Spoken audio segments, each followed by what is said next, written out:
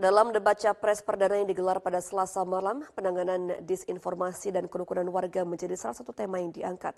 Saat ditanya Prabowo soal banyaknya keluhan dari warga minoritas terkait pendirian rumah ibadah, calon presiden nomor 1 Anies Baswedan justru menyebut jika dirinya paling banyak memberikan izin pembangunan rumah ibadah saat menjadi gubernur DKI Jakarta. Dalam debat perdana yang digelar di KPU, calon presiden Anies Baswedan diberikan pertanyaan oleh moderator soal bagaimana melindungi warga negara dan memperkuat toleransi di tengah masih banyaknya aksi persekusi dan diskriminasi oleh satu kelompok masyarakat terhadap kelompok masyarakat lainnya.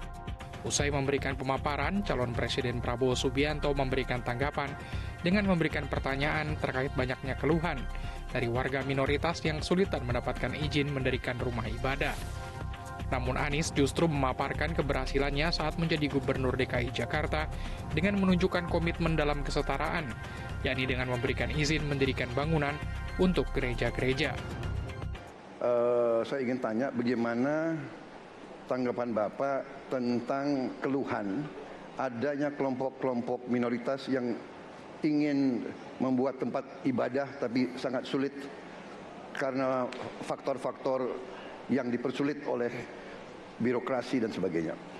Pak Prabowo perlu kami sampaikan bahwa ketika kami bertugas di Jakarta, maka ada begitu banyak izin-izin gereja yang mandek 30 tahun, 40 tahun, dan tuntas dibereskan. Oke? Antrian yang amat panjang, yang tidak pernah selesai. Dan kemudian banyak kelompok agama dari mulai Buddha, Hindu, Kristen yang mengalami kesulitan mendirikan tempat ibadah, mereka menerima izin tempat ibadah dan mereka bisa beribadah dengan baik. Dan kalau boleh saya laporkan, dalam sejarah Gubernur Jakarta yang paling banyak memberikan izin rumah ibadah adalah Gubernur Anies Baswedan.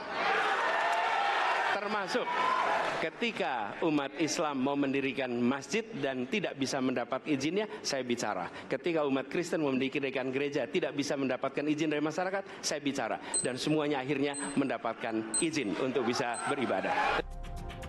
Komitmen dalam menegakkan keadilan dan kesetaraan pada seluruh umat beragama tampak terlihat saat Anies Baswedan menghadiri Mubes ke-9 Persekutuan Gereja-Gereja Pentakosta Indonesia 30 November lalu.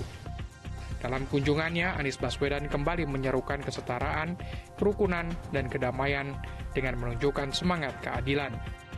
Dalam kesempatan tersebut, Ketua PGPI sampaikan apresiasi terhadap Anies Baswedan yang telah berhasil memberikan izin lebih dari 50 gereja di Jakarta.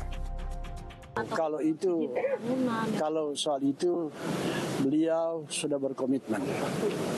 Itu bukan permintaan terus, itu adalah beliau sungguh selama memimpin di Jakarta telah mengeluarkan hampir 50 IMB untuk gereja-gereja.